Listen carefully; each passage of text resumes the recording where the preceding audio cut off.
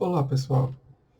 Dando continuidade ao curso de desenvolvedor de aplicativos para mídias digitais, iniciaremos hoje a disciplina de introdução à lógica de programação. No primeiro módulo, abordaremos conceitos iniciais sobre a introdução à lógica de programação. Alguns conceitos básicos, né? O que significa propriamente a palavra lógica? Lógica pode ser vista como a arte de pensar corretamente. A lógica visa a colocar em ordem o pensamento, ou seja, quando a gente tem um pensamento de forma cronologicamente, a gente está pensando ele logicamente.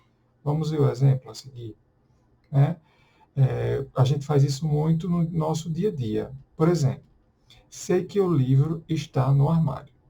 Sei que o armário está fechado. Logo, concluo que tenho que abrir o armário para pegar o livro. Eu pensei cronologicamente, eu destrinchei o passo a passo da lógica, né? Eu pensei a partir dessas duas frases. A seguir, né, esse novo exemplo, que é uma atividade. Né? Digamos que sejam os seguintes fatos. Todos os filhos de João são mais altos do que Maria. Antônio é filho de João. O que a gente pode concluir dessa frase? Que Antônio é mais alto do que Maria, já que Antônio é filho de João, certo? Além disso, para a gente construir algoritmos, né, a gente precisa essencialmente pensar de forma cronológica, né, de forma lógica, e é essencial também para que as pessoas que desejam trabalhar no desenvolvimento de programas para computadores, né, é ideal que elas estimulem o pensamento lógico. E a lógica de programação pode ser definida como um conjunto de técnicas para encadear pensamentos, a fim de atingir determinado objetivo. Sempre vai ter um objetivo final, tá? A gente vai pensar num problema e a partir dele a gente vai ter um objetivo final a ser alcançado. Para isso, iremos utilizar algoritmos, né? Mas o que é algoritmo, né? Por definição, algoritmo formalmente é uma sequência finita de passos que levam à execução de uma tarefa. Podemos pensar em algoritmo como uma receita, uma sequência de instruções que dão cabo de uma meta específica. Os algoritmos, eles foram criados e eles são aplicados quando a gente pensa de forma cronológica, né, como eu já falei, de forma sequencial, que ao final a gente vai obter um resultado, certo?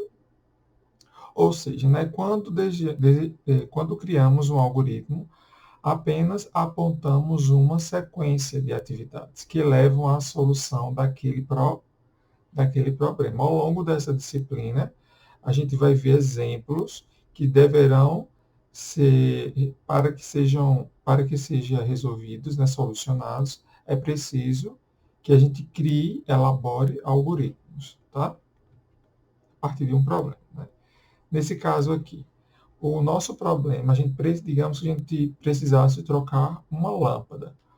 Qual é a sequência de passos para solucionar este problema?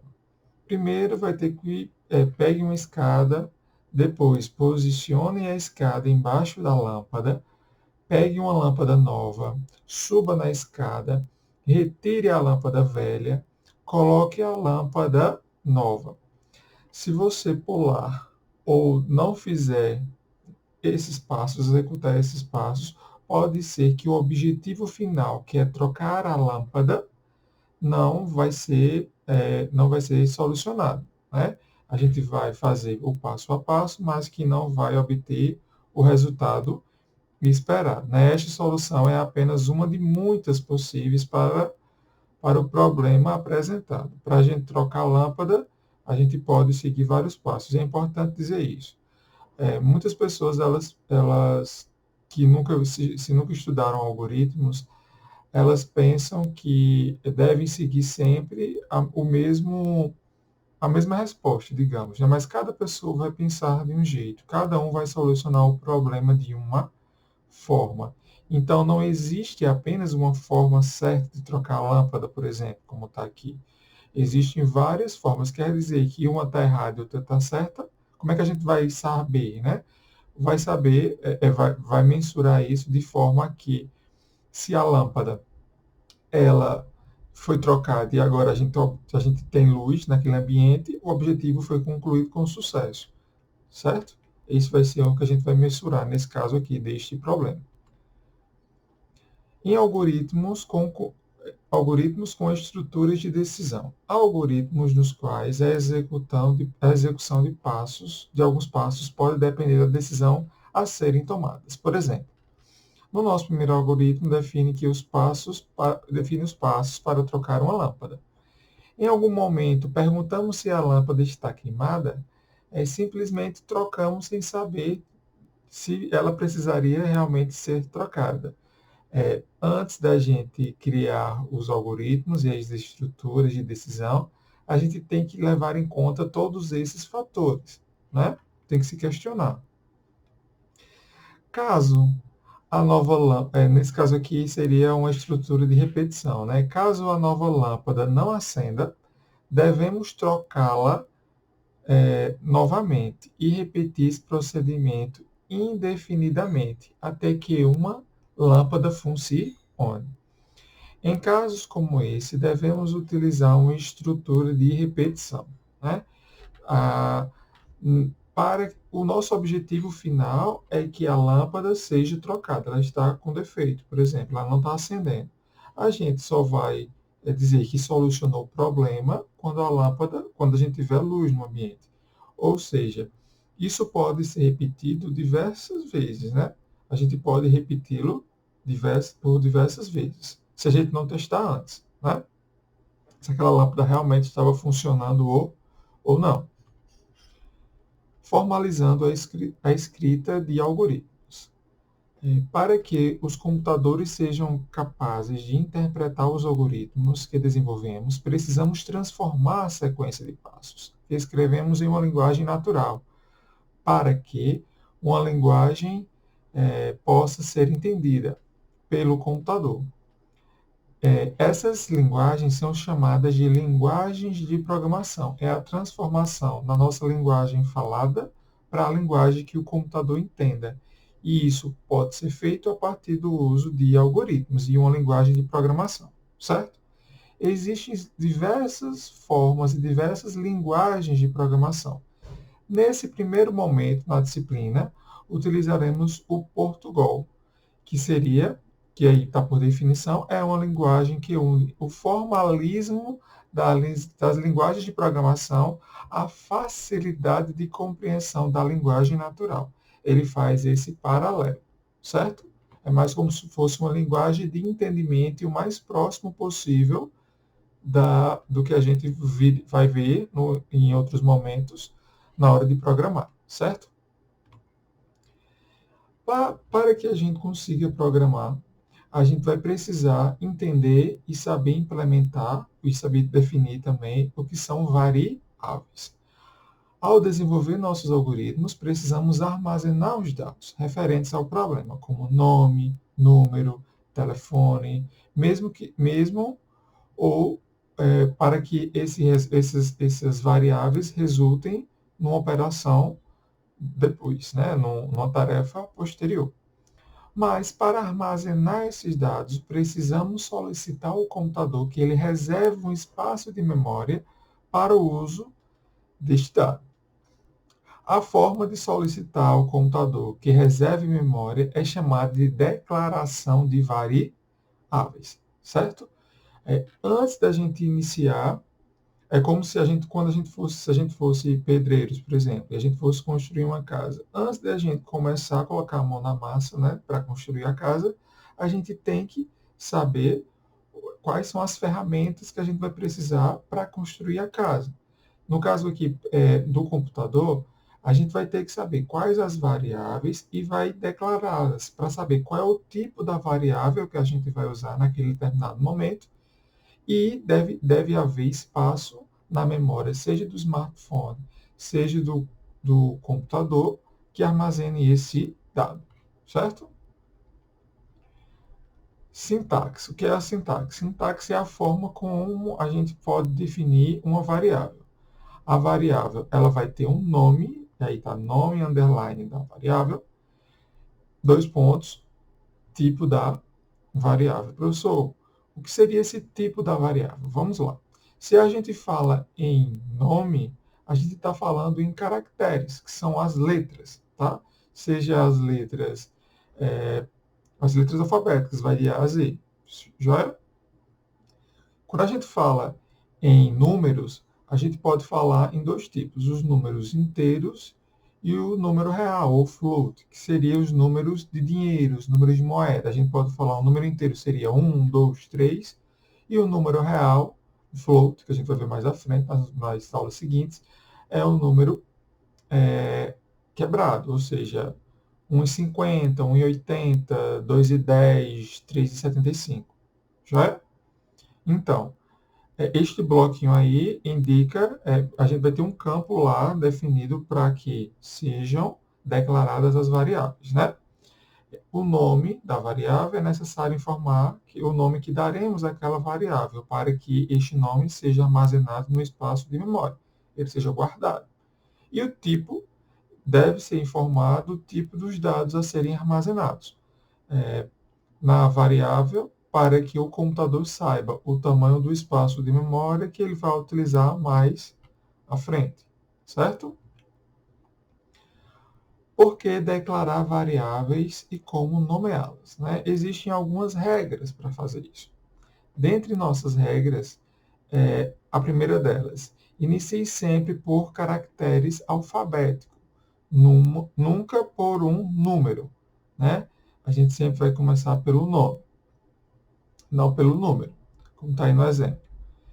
Não utilize caracteres especiais, vírgula, aspas, barra, asterisco, ponto e vírgula, mais. Por que, professor, a gente não pode ser utilizado esses caracteres especiais?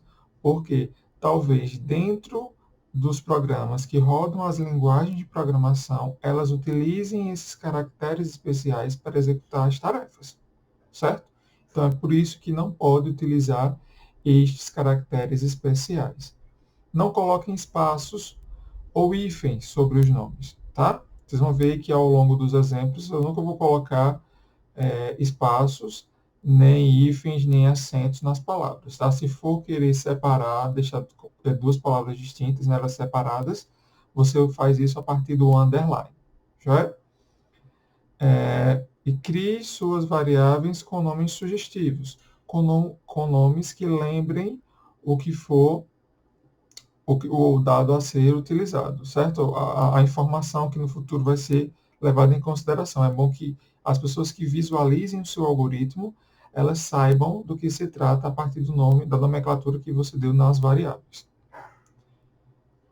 Dentre os tipos, a gente tem um tipo inteiro, que é um tipo numérico, como eu falei, 1, 2, 1, 0, 5, 7, menos 5, ok? E já do tipo real, são valores reais, tá? Quando a gente fala em 5.7, 3.2, a depender da linguagem, pessoal, que no futuro vocês possam utilizar, tem a questão da vírgula, né? Essas linguagens, na grande maioria, utilizam programas que são em inglês.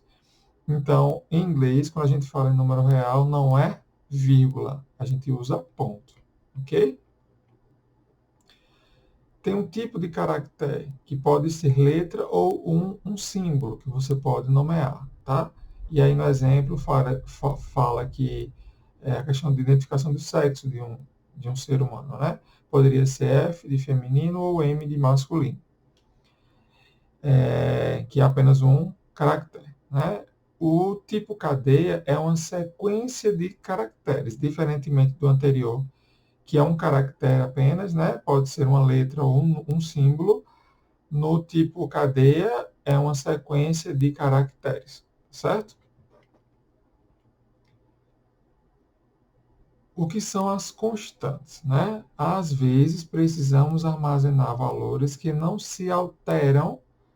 Para isso existem as constantes. As variáveis, como a gente viu anteriormente, a gente faz a declaração delas e não necessariamente a gente tem que atribuir um valor.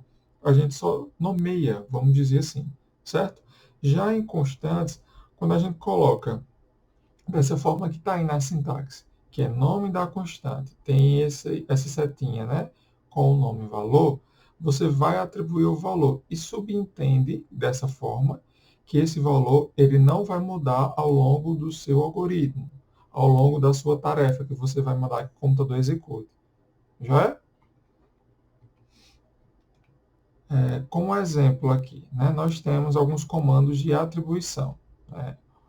O nome nota tem 2 pontos, inteiro, sexo, caractere, nota, underline, 10 e sexo, underline não, perdão, nota, setinha 10 e sexo, uma setinha com F, que está em aspas simples, tá? Vamos com calma aí.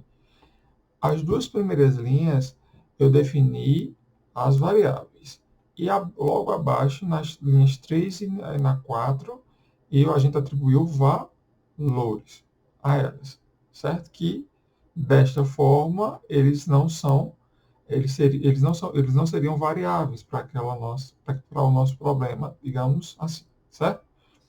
Essa parte que tem barra asterisco, início e final aí da frase. Criamos a variável inteira nota, criamos a variável caractere sexo, atribuímos o valor 10 à variável nota.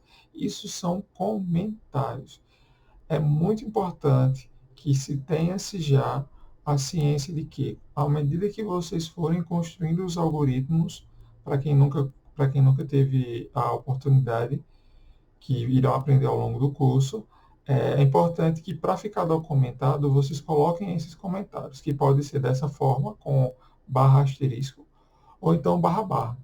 Tá? Você escreve o comentário referente. Por quê, professor? Porque às vezes você faz um algoritmo, tá tudo certinho, e você guarda. E no outro dia, às vezes você esquece, ou futuramente você quer consultar e você não consegue mais. Não lembra mais o que era aquelas variáveis, o que era aquela função que você criou, qual o objetivo dela. Então é importante que cada passo que você dê, você coloque comentários no código, certo? É muito importante.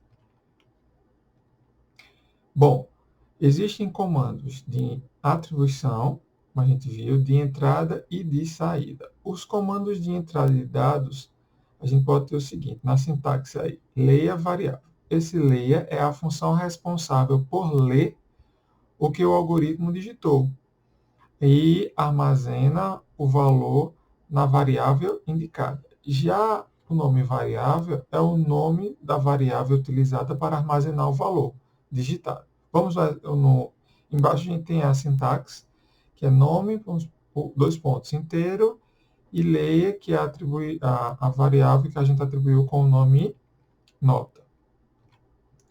Já no outro exemplo, a gente tem o comando de saída dos dados. Né? A gente coloca lá, escreva, que é o nome da função, e o nome expressão aí seria o valor a ser indicado ou a indicação de escrita do usuário, certo? É normalmente composta por um texto fixo, sugerido por uma vírgula e o nome de variável. A gente vai ver ao longo dos exemplos que está aqui. Ó. A gente tem um algoritmo, que é o nome do algoritmo é exemplo, certo? var, que esse campo de var é o campo que a gente vai declarar as nossas variáveis, certo? E a gente tem nome, 2 pontos, cadeia, o que quer dizer isso, professor? Criamos a variável nome do tipo cadeia. E aí a gente tem o nome início e fim. O nome início e fim é onde a gente vai dizer os passos que serão executados ao longo do nosso algoritmo. Já é? Quando a gente coloca assim, escreva, aí dentro de escreva, como é um textinho, a gente tem que colocar em aspas duplas. Digite seu nome. A gente está solicitando que o usuário ele digite o seu nome. Logo abaixo do teu nome, leia nome. A gente está pedindo para que, após o usuário digitar seu nome, seja guardada essa variável com o nome que ele digitou lá em a variável nome. E depois escreva logo embaixo, né? Bom dia, nome. Quando a gente coloca esse bom dia entre aspas, ele vai se repetir ao longo da execução do programa. E o nome, ele vai imprimir o valor da variável anterior que você atribuiu no momento da solicitação. A gente vai aprender e vai praticar bastante ao longo dessa disciplina, certo? Esse é o primeiro algoritmo de exemplo. Para tornar os nossos exemplos mais constantes, né, além de mais constantes, mais completos, a gente pode utilizar os operadores aritméticos e expressões aritméticas. O que é isso, professor? Aqueles operadores de somar, subtrair, multiplicar, dividir, o resto da divisão, né? E para isso eles podem seguir uma certa ordem. Se a gente coloca um problema que dentro dele vai precisar fazer cálculos de multiplicar, dividir, de somar em apenas uma única linha, existe uma ordem de prioridade, que no caso aqui a prioridade máxima é dado para multiplicação, divisão e resto, e depois são feitas as adições e as subtrações. Se a gente tiver um probleminha que for preciso fazer multiplicação, divisão e soma, ele vai fazer primeiro a multiplicação e a divisão e depois a soma, devido a essa ordem aí. Nesta aula, essa primeira aula, nesse primeiro módulo, foi um módulo mais inicial, para vocês já sentirem e entenderem o que seria a lógica de programação, onde é que a gente utiliza a lógica de programação, de que forma a gente consegue implementá-la, certo? A atividade deste primeiro módulo vai ser um fórum, que vai valer 20 pontos, e a ideia é o seguinte: escolha uma ou duas situações descritas a seguir e descreva em formato de uma linguagem de um algoritmo, né, uma sequência de passos. Na situação A, temos: escreva um algoritmo para trocar um pneu de um carro. Ou, na situação B, temos: descreva um algoritmo que define como fazer um bolo. O que você vai fazer? Você vai lá, abre o fórum, vai escolher uma dessas duas situações e vai descrever em formato de algoritmo, de uma sequência de passos, como é que seria se eu quisesse trocar o pneu do meu carro, por exemplo, ou se eu quisesse fazer um bolo. Você vai escolher uma das situações e você vai descrever passo a passo, pensando logicamente, usando a lógica do passo a passo, e lá no ambiente, na atividade do fórum, ok? Até a próxima aula, pessoal. Até mais.